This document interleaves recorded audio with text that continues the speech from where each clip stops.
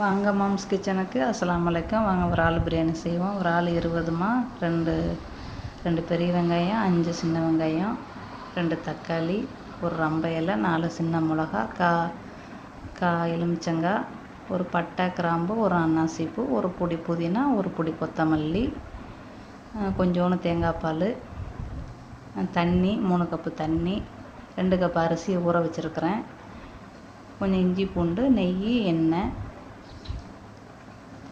மிளகாத்தூள், மஞ்சத்தூள், கரம் மசாலா தூள், அவ்வளோதான். பிரியாணி தூள் வேணுண்டா போடுங்க, இல்லைண்டா தேவையில்லை.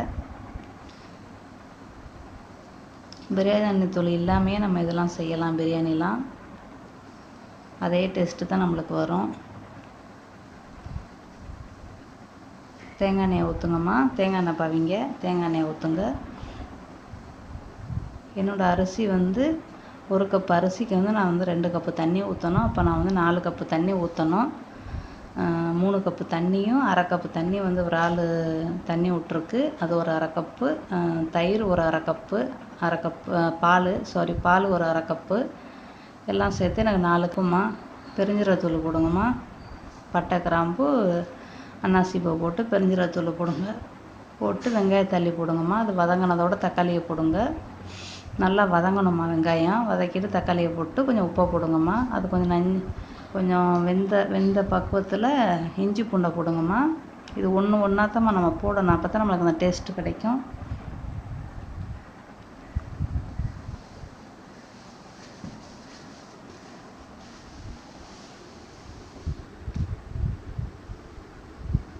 அதோட 2 ஸ்பூனு தயிருமா.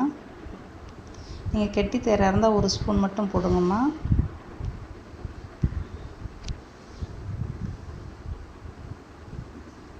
எனக்கு பசும்பாட்டு தயிருமா, அதனால் கொஞ்சம் தனியாக தான் இருக்கும். அதோட உப்பு போடுங்கம்மா.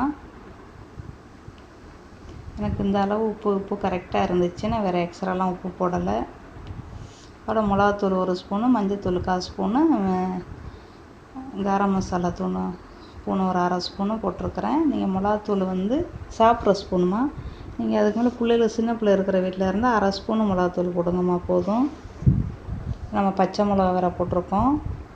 இந்த இதில் நீங்கள் பிரியாணி தூள் போடுறா போடுங்கம்மா. நம்ம கரம் மசாலா போட்டுட்டோம், நம்ம அதனால் பிரியாணி தூள் பாவிக்கல. இந்த இதுக்கு இந்த மாதிரி செஞ்சு பாருங்கள். என்றைக்குமே மசாலா வந்து இறாலுக்கு வந்து கொஞ்சோண்டு அரை ஸ்பூனு இஞ்சி பூண்டு, கொஞ்சோண்டு கரம் மசாலா போட்டு பிரட்டி வச்சுருக்கிறோம்மா. அரை மணி நேரத்துக்கு முன்னாடியே பிரட்டி வச்சுட்டேன்.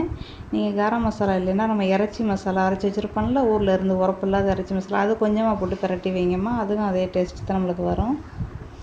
என்ன இருக்கோ அதை வச்சு நம்ம செய்யலாம். அதோட கொஞ்சோண்டு புதினா, கொஞ்சோண்டு கொத்தமல்லியை போட்டு வதக்குங்கம்மா. நம்ம இதைத்தான் செய்யணுன்ற அவசியம் இல்லை. நம்மளுக்கு முடிஞ்சளவு என்ன இருக்கோ அதை வச்சு சமைச்சு பழகிக்கிறோங்கம்மா. நம்ம இருக்கிறத வச்சு எப்படி டேஸ்டியாக சமைக்கிறோம் அப்படின்னு தான் நம்ம முக்கியமாக பார்க்கணும். பெரியவங்களுக்குலாம் இது தெரியும் எப்படி ஆக்குறேன்ட்டு. நான் வந்து சின்ன பிள்ளைகளுக்காண்டி சொல்கிறேன். 2 நிமிஷம் மூடி வைங்கம்மா. தெரிஞ்சவங்க பார்க்க வேண்டியதில்லை, தெரியாதவங்க பாருங்கம்மா. ஒருத்தர் ஒரு மாதிரி செய்வீங்க. நான் இப்படி செய்வேன். இறால் பிரியாணி, இறைச்சி பிரியாணி நான் இப்படி தான் செய்வேன். நம்ம பல மாதிரியான பிரியாணி செய்வோம். அரை கப்பு அதில் இருக்குது, அரை கப்பு பாலுமா. 2 கப்புக்கு வந்து 1 கப்பு அரிசிமா. எங்கள் அரிசி வந்து கொஞ்சம் நீட்ட அரிசியாக இருக்கும்.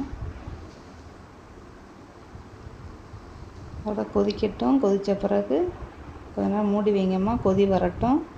கொதி வந்துருச்சு. இப்போ எலுமிச்சங்காயை புழிஞ்சு விடுங்க. புழிஞ்சு விட்டுட்டு ஊற வச்ச அரிசியை வடிகட்டி வச்சுக்கிறோங்கம்மா.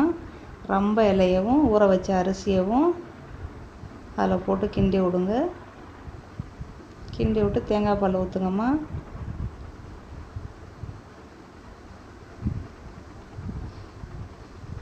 மூணு கப்பு தண்ணி, அரை கப்பு பால், அரை கப்பு அதில் மசாலா தண்ணி இருக்குது.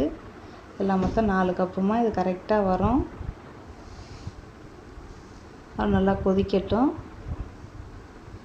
அதோட குக்கருக்கு மாற்றிக்கிறோங்கம்மா. கொஞ்சம் புதினா இலையும் கொத்தமல்லி இலையும் தூவி விட்டுட்டு குக்கருக்கு மாற்றிக்கிறோங்க. இதுவே ப்ரெஷர் குக்கராக இருந்துச்சுன்னா நீங்கள் இன்னும் கொஞ்சம் வேகணும். வெந்த பிறகு விசிலை போடுங்கம்மா.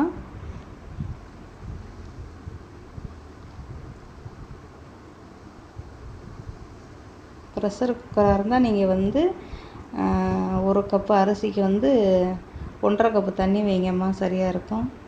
இப்போ அதுக்கடையில் நம்ம வாங்க வெங்காய பச்சடி செய்வோம். மயோனீஸ் 1 ஸ்பூனு, அதோட தயிர், ஒரு 2 சின்ன மிளகா கீரையை சிறுசாக வெட்டிக்கிறேங்க, 2 வெங்காயம் பொடிசாக வெட்டிக்கிறேங்கம்மா, கொஞ்சம் உப்பு, இதில் மிளகுத்தூள் வேண்டாம் போட்டுக்கிறேங்கம்மா. இதான் மயோனீஸு.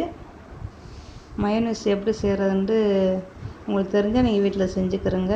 முட்டை எண்ணெயை வச்சு நம்ம அடித்து செய்கிறதாம்மா மயோனீஸு. மயோனீஸ் இல்லைனாலும் பரவாயில்ல, கெட்டி தயிர் போட்டுக்கிறோங்கம்மா. தயிர் பச்சடி ரெடி. சோறு வந்து 3/4 வேக்காடு வெந்துக்கிட்டு இருக்கிறாங்க. அந்த டயத்தில் நம்ம எண்ணெயோ நெய்யோ கொஞ்சமாக ஊற்றி விடணும்மா, அது அப்படியே சாந்துடும். சோறு வெந்துருச்சு. வெந்து ஒரு 5 நிமிஷம் சென்று குக்கரை அடித்து 5 நிமிஷம் சென்று நம்ம திறந்து பார்க்குறோம். உடனே திறந்தால் நம்மளுக்கு தண்ணியாக தான் இருக்கும், சதண்டு. என்றைக்குமே நம்ம பிரியாணிக்கு வந்து நம்ம ரொம்ப மசாலா போடக்கூடாதும்மா, பட்டு மடாமல் இருந்தால் தான்மா பிரியாணி நல்லா டேஸ்ட்டாக இருக்கும். தேங்காய் பால் ஊற்றி செஞ்சு பாருங்கள், ரொம்ப அருமையாக இருக்கும்.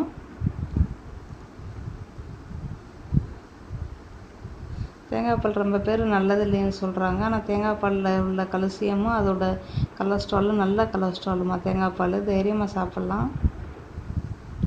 முள் வந்து இரும்பு இல்லைண்டா மர ஆப்பை வச்சுக்கிறோங்கம்மா. அதோட கொத்தமல்லி புதினா இலையை தூவி விடுங்க. அவ்வளோதாம்மா, இறால் பிரியாணி ரெடி. ஒருத்தர் ஒரு மாதிரி செய்வீங்கம்மா, நான் இப்படி தான் செய்வேன். இந்த பிறநாளைக்கு நீங்கள் இந்த மாதிரி செஞ்சு, இறைச்சிகள் வரும், இறைச்சிகளில் இருக்கும், நம்ம இந்த பிறநாளைக்கு இந்த மாதிரி செஞ்சு சாப்பிடுங்கம்மா, ரொம்ப அருமையாக இருக்கும். நீங்கள் மசாலாவை கூட்டிக்கிறங்கம்மா, வெங்காயம் தக்காளியெல்லாம் கூட்டிக்கிறங்க. நம்ம கிலோவுக்கு தக்கன இது வந்து 20 இறால் தாம்மா இது.